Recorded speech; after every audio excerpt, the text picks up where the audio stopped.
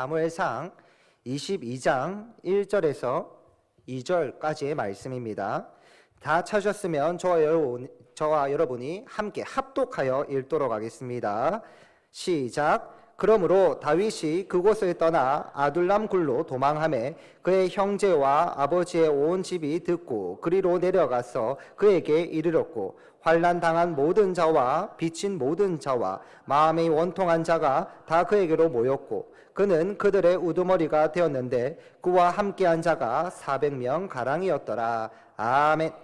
반갑습니다, 여러분. 반갑습니다. 거룩한 주님의 날 하나님을 예배하기 위해서 이 오예배 자리로 모여주신 우리 모든 성도님들을 주님의 이름으로 환영하고 축복합니다. 우리 오늘 옆에 계신 분들과 이렇게 한번 인사를 해볼까요? 네가 최고야. 네가 최고야. 너는 짱이야. 여러분 최고입니다. 여러분 항상 감사합니다. 여러분 이 시간 정말로 배부르고 등 따진 시간이라서 잠이 많이 오는 시간이지만 우리가 정신 바짝 차리고 함께 은혜 받는 시간이 됩시다. 우리 그럴 의미에서 옆에 계신 분들과 한 번만 더 이렇게 인사해 봅시다. 졸지 맙시다. 졸지 맙시다. 제가 지켜보겠습니다. 제가 지켜볼 겁니다. 오늘도 혹시 내 옆에 사람이 존다, 잠을 자고 있다 그러면 오른손 왼손 번쩍 들고 저한테 알려주십시오. 제가 오늘은 마이쮸 하나씩 사드리도록 하겠습니다. 자, 그러면 이제 우리 다 같이 오늘 말씀의 제목을 함께 따라해 볼까요? 아둘람 공동체. 다시 한 번 더, 아둘람 공동체. 사랑하는 성도 여러분, 저는 오늘 함께 읽은 이 본문 말씀을 가지고 우리 삶 가운데 위기와 어려움이 찾아왔을 때 나의 진정한 도움은 과연 어디서 오는지, 또 나는 과연 누구에게로 피해야 진정한 안식을 누릴 수 있는지를 세 가지 대지를 가지고 함께 말씀을 나누어 보도록 하겠습니다. 오늘 선포되어지는 말씀 가운데 큰 은혜 받으시기를 바랍니다. 그렇다면 우리 다 같이 오늘 말씀의 첫 번째 대지를 따라해 볼까요? 도망자의 삶. 도망자의 삶. 여러분 혹시 패닉 룸이라는 영화를 아십니까? 이 영화의 내용은 이렇습니다. 엄마와 딸 이렇게 두 명의 모녀가 주인공으로 나오고 있는 영화인데요. 이 두 모녀가 살고 있는 집에는 위급 상황 시 도망을 갈 수 있도록 만들어 놓은 특수한 방이 하나 있었습니다. 이 방은 벙커와 같아서 외부와 완전히 단절이 되었고요. 안정을 보장받을 수 있었습니다. 또 이 방 안에는 어느 정도의 음식이 준비되어 있었고 쉼을 누릴 수 있는 공간도 마련되어 있었기에 위급 상황이 발생한다면 그 집에서 이 방으로 도망쳐 오는 것보다 더 안전한 곳은 없었습니다. 한마디로 그 방은 안전가옥이지요. 그런데 하루는 이 두 모녀가 집에 있을 때 괴한들이 그 집을 습격해오는 일이 일어나게 되었습니다. 이 강도들은 물건만 훔치고 곱게 갈 줄 알았는데 주인공인 엄마와 딸에게 위협을 가합니다. 그래서 이 엄마와 딸은 그 집에서 가장 안전한 방인 그 벙커 안으로 도망을 치게 되는데요. 그런데 참 아이러니하게도 이 안전한 방에 들어온 순간부터 그들에게 큰 어려움이 일어나게 되었습니다. 어떤 문제가 일어나게 되었느냐? 먼저는 그 벙커가 튼튼하긴 해서 안전하긴 했으나 외부로부터 완전히 단절되어 있었기 때문에 다른 사람들에게 자신들이 처한 이 위협을 알릴 방법이 없었습니다. 즉, 그 방 안에서는 누군가에게 도움을 구할 수가 없었다라는 것이죠. 그리고 주인공의 딸은 당뇨병을 가지고 있었기 때문에 시간마다 반드시 당분을 섭취해야 했는데 그 방 안에는 작은 설탕 조각 하나도 없었습니다. 또 설상가상으로 이 딸에게는 폐쇄 공포증까지 있어서 그 좁은 방 안에 오래 머무는 것이 불가능했습니다. 그렇다고 해서 이 엄마가 딸을 데리고 문 밖으로 나갈 수는 없는 노릇이지요. 문 밖의 상황은 더 심각하지 않습니까? 괴한들이 이 엄마와 딸을 죽이기 위해서 혈안이 되어 있었기 때문입니다. 정말로 이러지도 저러지도 못하는 진퇴양난이지요. 여러분, 이 엄마와 딸은 엄마와 딸은 자신들이 이 위협을 피해서 안전가옥으로 도망을 쳤다라고 생각을 했습니다. 그 벙커 안에 들어가면 안전을 보장받고 쉼을 누릴 수 있을 것이다 라고 생각을 했습니다. 하지만 그 방은 그야말로 패닉룸, 영화의 제목과 같이 그야말로 패닉룸이 되고 말았습니다. 안전가옥이라고 생각했던 그 방의 주인공을 패닉에 빠지게 만드는, 이러지도 저러지도 못하게 만드는 감옥이 되고 만 것이지요. 여러분, 제가 오늘 왜 이 영화 이야기를 여러분들에게 해드리고 있냐 하면, 오늘 말씀의 주인공으로 나오고 있는 이 인물도 이 패닉룸에 등장하고 있는 주인공과 똑같은 상황에 처해 있기 때문입니다. 그렇다면 오늘 말씀에서 이 패닉룸에 갇혀서 이러지도 저러지도 못하고 있는 이 사람이 누구냐? 바로 다윗입니다. 오늘 말씀의 배경은 이렇습니다. 다윗이 사무엘 선지자로부터 머리에 기름 부음을 받게 됩니다. 여러분, 이 당시 선지자에게 머리에 기름 부음을 받는다는 것은 그 사람이 왕이 된다는 것을 뜻합니다. 한 나라의 왕이 된다. 듣기에는 정말로 좋지요. 그런데 문제가 하나 있었습니다. 무슨 문제가 있었습니까? 아직 이스라엘의 왕이 시퍼렇게 살아 있었다는 것입니다. 아직 사울 왕이 잘 살아 있어도 시퍼렇게 너무나도 잘 살아 있다는 것이지요. 여러분, 그러면 한번 생각해 보시기 바랍니다. 다윗 입장에서는 아직 사울 왕이 살아 있는데 자기 머리에 기름 부음을 받으면 기분이 좋을까요? 기분이 좋을까요? 기분이 좋을 리가 없지요. 이건 아주 무시무시한 것입니다. 만약 사울 왕이 다윗의 머리에 기름 부음 받는 장면을 직접 목격했다면 다윗은 아마 그 자리에서 죽임을 바로 당했을 것입니다. 하늘 아래 두 개의 태양이 존재할 수는 없는 것이지요. 그래서 이때부터 다윗의 인생이 꼬이기 시작합니다. 우리가 몇 주 전에도 함께 말씀을 나누었었는데요. 우리가 잘 알고 있듯이 사울 왕은 다윗을 잡아 죽이기 위해서 특공대를 조직하고 밤낮 할 것 없이 다윗을 죽이기 위해 혈안이 되어 있었습니다. 여러분, 다윗 입장에서 보면 이런 자신의 삶과 이 상황이 얼마나 억울할까요? 다윗은 단 한 번도 자신이 스스로 왕이 되고 싶다 말한 적이 없었습니다. 다윗은 그냥 푸른 초장에서 평화롭게 양이나 치고 있던 양치기의 인생이 아니었겠습니까? 이 당시 유대 민족들은 전부 유목민들이었습니다. 그렇게 양을 치던 양치기의 삶은 그야말로 평범한 삶, 그 자체입니다. 그런데 그 평범한 삶에 누가 개입을 합니까? 하나님의 선지자라고 하는 이 사무엘이 나타나서 그 시골 마을 깡총 베들레헴까지 굳이 찾아와가지고 아직 사울 왕이 시퍼렇게 살아있는데 자신의 머리에 기름을 냅다 부어버립니다. 여러분, 이게 무슨 황당한 사건입니까? 여러분, 만약 만약 여러분이 이런 일을 당했다라고 생각을 해보시면 억울할까요? 너무나도 억울하죠. 억울한 정도가 아니고 미치고 팔짝 뛰는 것이지요. 다윗은 평화롭게 양을 치던 평범한 인생에서 이 일 때문에 하루아침에 죽음의 위협으로부터 날마다 도망 다녀야 하는 도망자의 인생이 되고 말았습니다. 이곳에서 도망을 쳐야 하고 저곳에서도 도망을 쳐야 하고 믿었던 사람들에게는 배신을 당하고 삶이 비참해질 대로 비참해집니다. 그러다 다윗이 이제 어디까지 도망을 오게 되느냐? 오늘 말씀의 배경이 되고 있는 바로 아둘람이라고 불리는 이 동굴에까지 도망을 오게 된 것입니다. 사랑하는 성도 여러분, 지금 다윗이 아둘람으로 도망을 왔다는 것은 그의 삶이 지금 얼마나 진퇴양난에 빠지게 된 것인지를 잘 보여주고 있는 것입니다. 왜냐하면 이스라엘 사람들은요, 살아있을 때 동굴에 들어가는 일이 잘 없기 때문입니다. 그 이유는 이스라엘에서 이 동굴이 의미하고 상징하고 있는 바가 바로 죽음이기 때문에 그렇습니다. 우리나라는 사람이 죽으면 어떻게 합니까? 우리나라에선 사람이 죽으면 땅을 파가지고 거기다가 죽은 사람을 집어넣고 봉분을 만들고 무덤을 만들지요. 그런데 이스라엘의 무덤은 그렇지 않습니다. 이스라엘에서는 사람이 죽으면 어떻게 합니까? 땅을 파는 것이 아니라 동굴에다가 죽은 사람을 집어넣습니다. 예수님의 무덤도 동굴이었죠. 여러분, 그렇게 지금 다윗이 아둘람 동굴로 들어가고 도망을 갔다는 것은 무슨 말이냐? 지금 내가 살아있지만 죽은 것과 같다라는 것입니다. 지금 나의 상태가 이만큼 비참하다라는 것입니다. 내가 살아있지만 죽은 사람과 같은 상태다라는 것이죠. 때문에 다윗은 동굴 안에 오래 있을 수가 없습니다. 하지만 그렇다고 해서 동굴 밖은 더 나올 수가 없는 것이지요. 그렇기에 다윗에게 이 아둘람 동굴은 그야말로 패닉룸이 된 것입니다. 사랑하는 성도 여러분, 저는 오늘 본문 말씀을 읽고 묵상하면서 지금 이 아둘람 동굴 저 깊숙한 곳에 혼자서 신음하고 있는 이 다윗의 모습이 지금 우리의 모습과 너무나도 닮아 있구나라는 것을 발견하게 됩니다. 여러분, 우리는 누구나 평범하고 평안한 삶을 살고 싶어 합니다. 들판에 누워서 평범하게 남들 사는 것처럼 양이나 치면서 살고 싶어 하죠. 안이한 삶을 살고 싶어 합니다. 하지만 여러분, 우리가 이미 잘 알고 있듯이 우리는 삶을 살아가면서 내가 원치 않는 문제들을 만날 때가 있고, 또 오늘 말씀에 나오는 이 다윗과 같이 해결할 수 없는 큰 문제들을 만나서 그 문제들 앞에서 이러지도 저러지도 못할 때가 얼마나 많이 있습니까? 문제가 없는 사람은 없습니다. 그리고 앞으로 삶에서 문제를 만나지 않을 사람도 아무도 없습니다. 그래서 우리는 누구나 각자 저마다의 문제를 다 가슴에 안고 살아가고 있는 것이지요. 여러분, 그렇다면 우리는 이런 문제가 내 삶에 찾아왔을 때 어떻게 하여야 이 문제들을 이겨내고 또 해결할 수 있는 것일까요? 우리 이제 다 같이 오늘 말씀의 두 번째 대지를 따라해 보도록 하겠습니다. 상처 입은 치료자. 다시 한 번 더, 상처 입은 치료자. 여러분, 다윗이 사울의 칼을 피해서 아둘람 동굴로 도망을 갔는데 이 소식을 누가 듣게 되었냐 하면 다윗의 가족들이 듣게 되었습니다. 오늘 보면 1절 말씀입니다.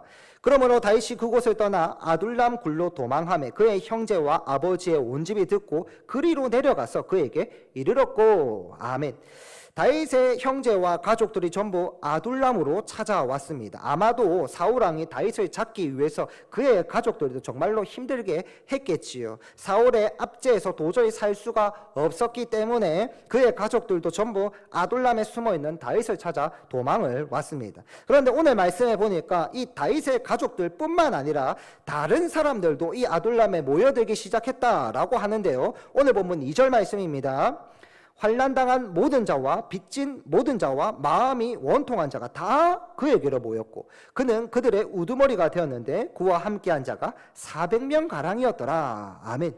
여러분, 저는 다윗의 가족들이 다윗을 찾아온 것은 충분히 이해가 됩니다. 왜? 가족들이니까 그럴 수 있잖아요. 그런데 지금 자기 몸 하나 챙기기 힘든 이 다윗에게 하나님께서 사람들을 한두 명씩 붙여주기 시작하는데 어떤 사람들을 붙여주십니까? 모든 환난당한 자, 모든 빚진 자, 마음이 원통한 자. 쉽게 말해서 어떤 사람들입니까? 인생의 실패자들, 삶에서 상처 입고 버려진 인생들, 망한 인생을 살아가고 있는 사람들을 하나님께서 다윗에게 붙여주십니다. 그것도 몇 명이나 다윗에게 붙여주십니까? 400명씩이나.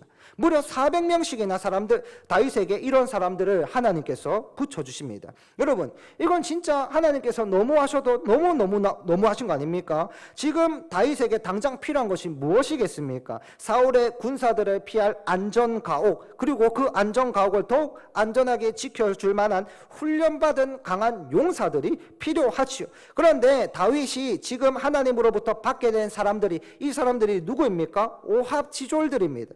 이스라엘 살고 있던 모든 어중이 떠중이들, 오합지졸들을 전부 다윗이 받게 되었습니다. 이스라엘 안에서 가장 쓸모없는 사람들을 거르고 걸러가지고 전부 다윗에게 하나님께서 붙여주셨습니다. 여러분, 그렇다면 왜 하나님께서 다윗에게 이런 사람들을 붙여주신 것일까요? 왜 상처 많고 이 세상에서 가장 별 볼 일 없는 사람들을 이 아둘람 공동체로 불러주신 것일까요? 여러분, 그 이유는 이들에게 위로자가 필요했기 때문입니다. 하나님께서는 다윗이 그들의 위로자가 되어주시기를 바라셨습니다.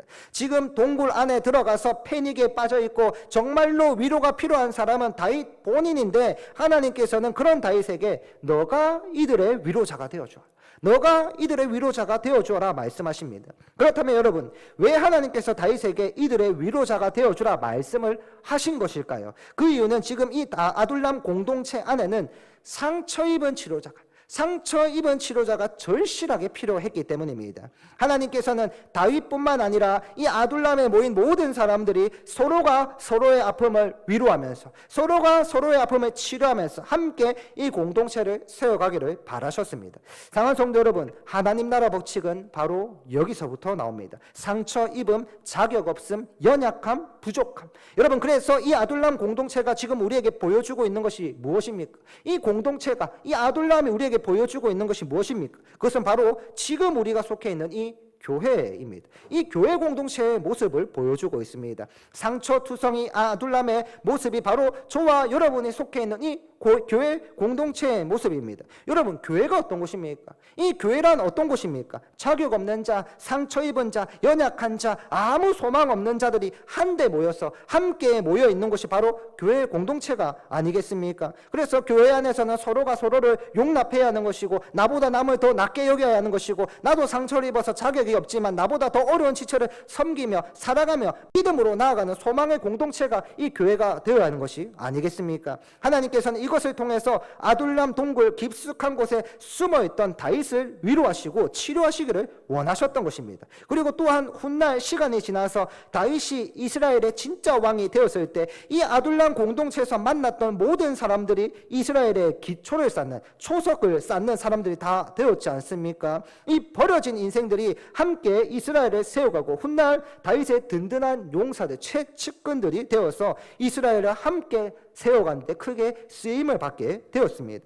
이 상처 많은 아둘람에서 그 나라의 지도자들이 나오게 되었다는 말입니다. 사랑하는 성도 여러분, 이 세상 사람들이 보기에는 우리의 이 모임이, 우리의 이 공동체가, 우리의 이 교회가 참으로 보잘것없어 보이고 어중이 떠중이들의 모임, 지금 모여있는 것처럼 보이지만, 우리가 그렇게 모여있는 것처럼 보이지만 우리 주 여호와 하나님께서는 우리의 이 모임 가운데 크고 놀라운 일과 크고 위대한 일들을 계획하고 역사하시고 계신 것입니다. 하나님께서는 다윗에게 처음부터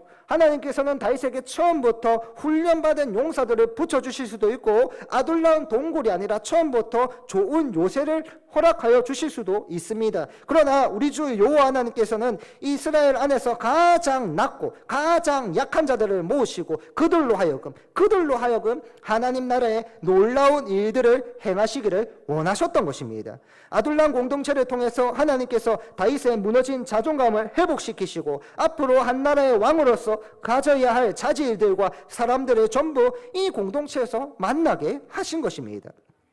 사랑하는 성도 여러분, 이 세상 사람들이 보기에는 우리는 전부 실패자들이죠. 무명한 자들입니다. 그러나 하나님께서는 그 무명한 우리를 들어서 사용하시기를 원하십니다. 나는 평범하고 자격 없는 자일지 모르지만, 나는 무능한 자일지 모르지만 하나님의 나라는 골리앗과 같이 크고 강한 용사가 아니라 다윗과 같이 작고 연약하지만 하나님을 향한 큰 믿음을 가지고 나아가는 그 믿음의 용사들이 세워가는 것입니다.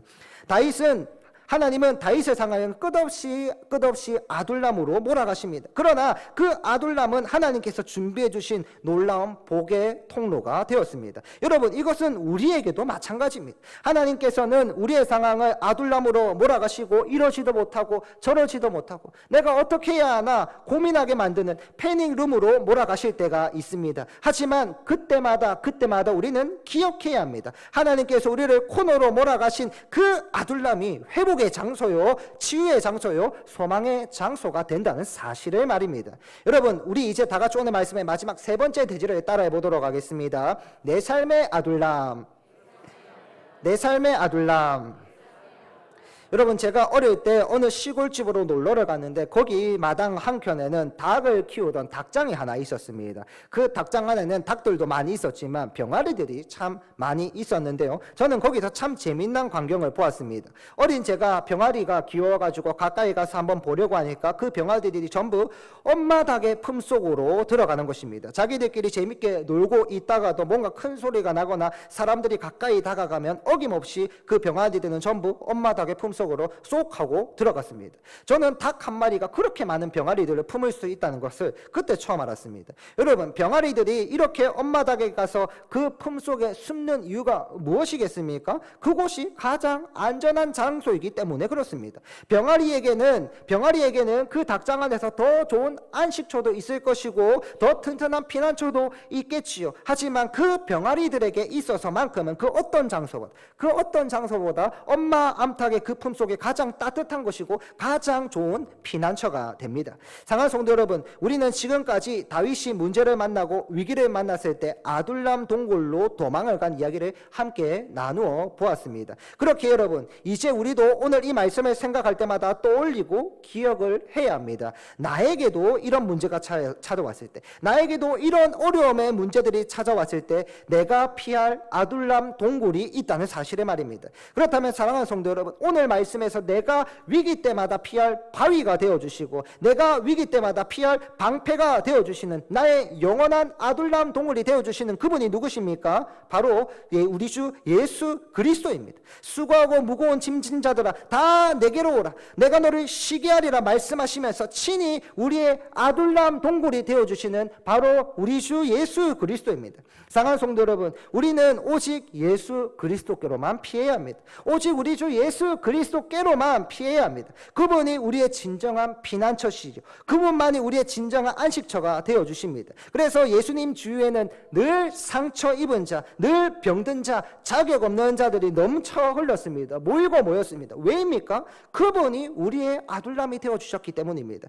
그분이 우리의 아둘람이 되어주셨기에 그분께 모든 상처 입은 자들이 모이게 된 것입니다. 여러분, 우리 예수님께 제자들이 필요하다면, 예수님께서 제자들이 필요하시다면 어떤 제자들이 필요할까요? 어떤 사람들이 필요할까요?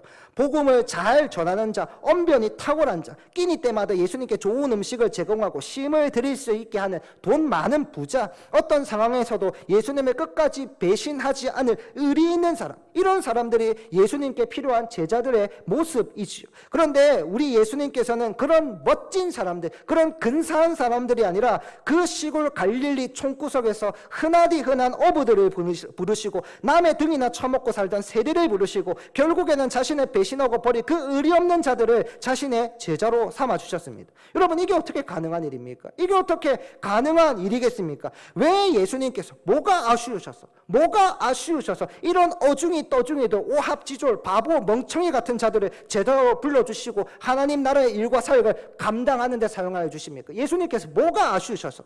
사랑하는 성도 여러분, 이게 하나님 나라의 법칙입니다. 이게 하나님 나라의 법칙입니다. 하나님 나라가 여기서부터 시작이 되기 때문입니다. 자격 없음, 상처 입음, 부족함, 연약함으로부터 하나님 나라가 시작되기 때문입니다. 하나같이 아둘람 공동체를 연상시키는 자격 없는 자들의 모습이 아니겠습니까? 하지만 우리 하나님께서는 이 상처 많은 아둘람 공동체의 사람들을 변화시켜서 다윗과 함께 이스라엘의 초석을 세워가며 쓰임받게 하셨습니다. 이 오합지졸 제자들도 예수님께서 변화시키셔서 하나님 나라의 위대한 일꾼으로 사용하여 주셨습니다. 물고기나 잡을 줄 알고 예수님을 배신이나 할 줄 알았던 베드로는 그의 설교 한편으로 수천 명이 하나님께로 돌아오는 놀라운 역사를 보여줍니다. 예수님께서 말씀하십니다. 마가복음 2장 17절 말씀입니다.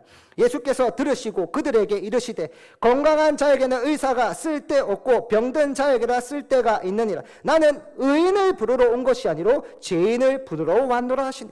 나는 의인을 부르러 온 것이 아니요 죄인을 부르러 왔노라. 아멘. 사랑하는 성도 여러분, 이것이 복음입니다. 이것이 복음입니다. 이것이 우리의 아둘람이 되는 것입니다. 수고하고 무거운 짐진 자들아 다 내게로 오라. 내가 너의 피난처가 되어주겠다. 내가 너의 피할 바위가 되어주겠다. 내가 너의 아둘람이 되어주겠다 말씀하여 주시는 것입니다. 우리가 그분께 피하고 그분 안에 거하면 자격 없던 우리는 변화를 받고 모든 문제들과 상처들로부터 자유하게 되고 회복함을 얻게 됩니다. 이것이 오늘 말씀에서 우리에게 보여주고 있는 복음이요 구원이 되는 말씀인 것입니다.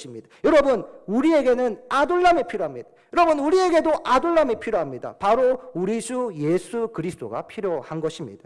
말씀을 맺도록 하겠습니다. 사랑하는 성도 여러분, 오늘 우리는 이러지도 저러지도 못하는 아둘람 동굴에 갇혀서 패닉룸에 갇혔던 다윗의 이야기를 함께 나누어 보았습니다. 우리가 믿음에 가진 그리스도인들이고 하나님을 믿는다 말하는 성도들이지만 하나님께서는 우리를 원치 않은 문제들 가운데로 아둘람 동굴의 한가운데로 이끌어 가실 때가 있습니다. 여러분, 그러나 우리는 기억해야 합니다. 하나님께서 우리를 몰아가신 그 아둘람이 회복의 장소요, 치유의 장소요, 소망의 장소라는 것을 말입니다. 왜 그렇습니까? 내가 위기 때마다 피할 바위가 되어주시고 나의 방패가 되어주시는 나의 영원한 아둘람이 되어주시는 예수 그리스도가 그 가운데 함께 거하기 때문입니다. 사랑하는 성도 여러분, 저는 그렇게 간절히 소망합니다. 오늘 함께 말씀을 나눈 우리 모든 성도님들이 나의 진정한 피난처 예수 그리스도를 기억하여서 삶의 모든 문제들과 염려들 가운데서 나의 아둘람이 되어주신, 나의 진정한 아둘람이 되어주시는